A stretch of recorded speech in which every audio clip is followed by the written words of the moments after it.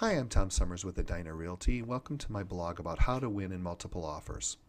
Before I go into that, I want to extend an offer to all of the people that are watching in the Minneapolis-St. Paul area that if you are a buyer thinking about entering the market or you're in the market right now and you're frustrated, if you would like to have a competitive edge over your competition to find these listings, all you need to do is go to my Facebook page, which is Real Time Home Search, and click like. As soon as you've done that, just send me a note saying, hey, I clicked like on the page, and what I will offer you for free is I will set up a search engine for you that will give you real-time information, meaning that if a house goes on the market at 10 o'clock in the morning, within inside of 10 minutes you will get an ASAP notification on your inbox and your email letting you know that the property is on the market. The nice thing about this particular search, aside from it being quick, is you can also sort and save your favorites. You can delete houses that don't interest you. You can change all the parameters on the search, and you can monitor things. So if you have a house that, say, is 10, 20 grand out of your price range, the moment it makes a price drop and falls into your price range, again, you'll get an ASAP notification. So you can watch your market and you can see what's going on, and it'll only show you homes that are active and for sale right now. So you won't have to keep going through all of these and find out you're disappointed because the house is already sold. So again, go to my Facebook page, Real Time Home Search, click like and send me a message and I'll get you set up. So let's talk about how to win in multiple offers. The first thing I want to talk about is who is your lender. This is a really important piece of the puzzle from the buy side as well as the sell side. So if I'm a listing agent and I'm in multiple offers, the first thing I'm going to do before I even sit down with the seller to go over these offers is on their behalf I'm going to call each and every one of those loan officers to verify the information that's in that letter. I want to make sure that they have actually met with these buyers, that the buyers are pre-approved, and that they have all their information like W-2s, work history, things of that nature, so I can determine that this is a solid buyer. So you want to make sure that the loan officer has their phone number on that letter, but you also want to choose a credible company. Choose, I don't know, Bell Mortgage, Wells Fargo, U.S. Bank. I could go on and on and on. There's a bunch of them in the Twin Cities. They're all wonderful and all willing to help you. Stay away from internet lenders and out-of-state lenders because ultimately there's always an issue. So this can strengthen your offer just by having a credible source who's going to be lending you the money. Second, make your best offer first. Don't wait around and say, okay, well, if we do this, then we're going to have to go up. Don't worry about multiple offers. Don't worry about highest and best, and don't get sucked into that.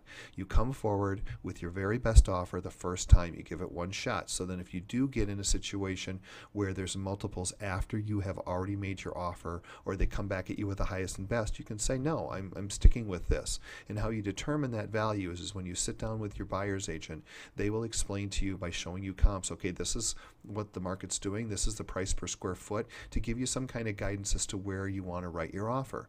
And then just move forward with it, do your highest and best right off the bat. Sometimes that can push all the other competition out of the way as well because you actually look serious, you don't want to play games, and you show a true desire to really buy that seller's house. Thirdly, earnest money counts.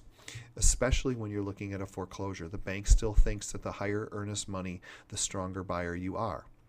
This is starting to turn with the way the market has changed, because in the last 6 months I've watched it go from a buyer's market to a seller's market in the Minneapolis-St. Paul area.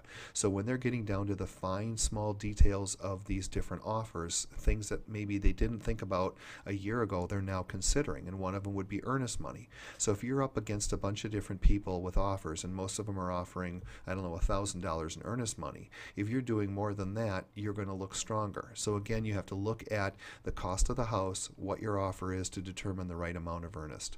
Now you can also make it non-refundable if you want. That depends. It really depends on the situation because it can really kind of paint you into a corner. So you got to be very careful before you make that type of a commitment. The next would be, don't ask for closing costs or don't expect that they're going to be paid. Again, this is more money out of the seller's pocket. If you can afford to pay your own closing costs, do it.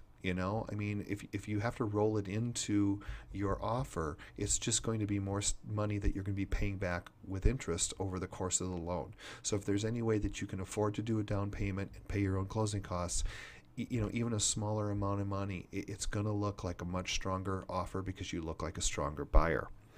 And then fifth would be, the minute that you see the house, Go take a look at it. Don't hem and haw. If it's the right house for you, write an offer. Don't wait. Try to avoid multiple offers by getting your offer in as quickly as you can.